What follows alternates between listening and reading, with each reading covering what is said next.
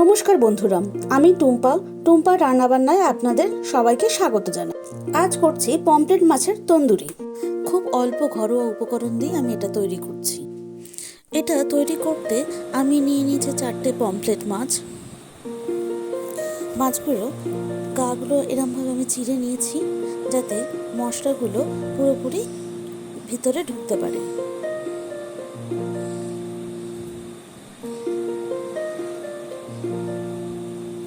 এরপর একটা বাউল নিয়ে নিচ্ছি।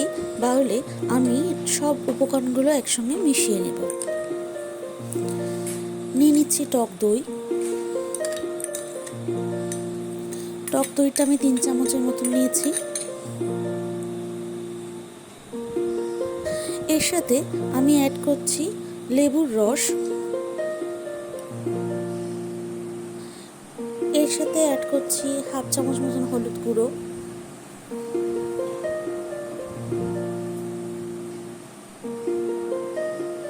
1 চামচ কাশ্মীরি লঙ্কা গুঁড়ো।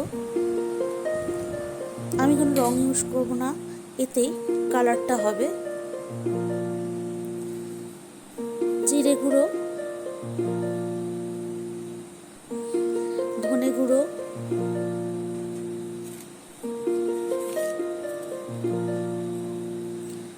স্বাদ মতো নুন,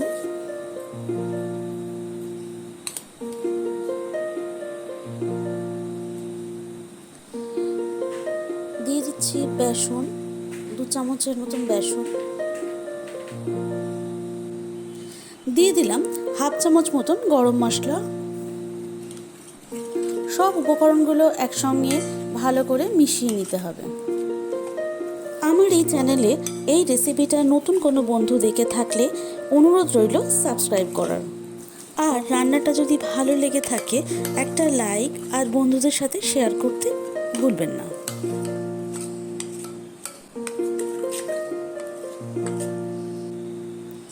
মিশিয়ে নেওয়া হয়ে গেছে। এর সাথে অ্যাড করছি জোয়ান,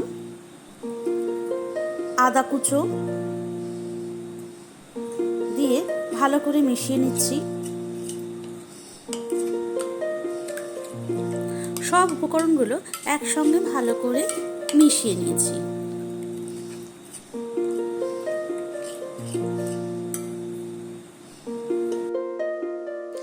এরপর এক এক করে মাছগুলো এই মশলার ভিতরে মাখিয়ে নেব।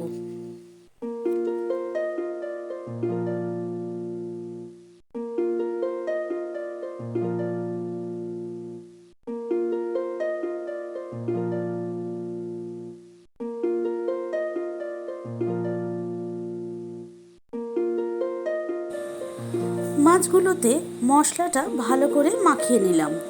নিয়ে মিনিমাম এটা 1/2 ঘন্টা থেকে 1 ঘন্টার মতো ম্যারিনেট করে রেখে দিতে হবে।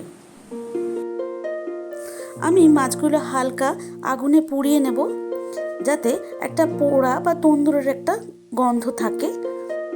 দুটো দিকে ভালো করে পুড়িয়ে নেব। এর মাঝে আমি মাইক্রোওয়েভটা প্রিহিটেড করে নিয়েছি। মাইক্রোওয়েভ 200 ডিগ্রি সেলসিয়াস করে 10 মিনিটের জন্য দিয়ে দেব। আমার পমফ্রেট মাছ তন্দুরিটা রেডি। আপনারা এটা এরমভাবে বাড়িতে বানান আর গ্রিন চাটনির সাথে এটা পরিবেশন করুন, দেখবেন ভালো লাগবে। আমার এই রেসিপিটা যদি ভালো লেগে থাকে একটা লাইক, শেয়ার আর সাবস্ক্রাইব করতে ভুলবেন না। সুস্থ থাকবেন, ভালো থাকবেন। ভিডিওটা পুরো দেখার জন্য ধন্যবাদ।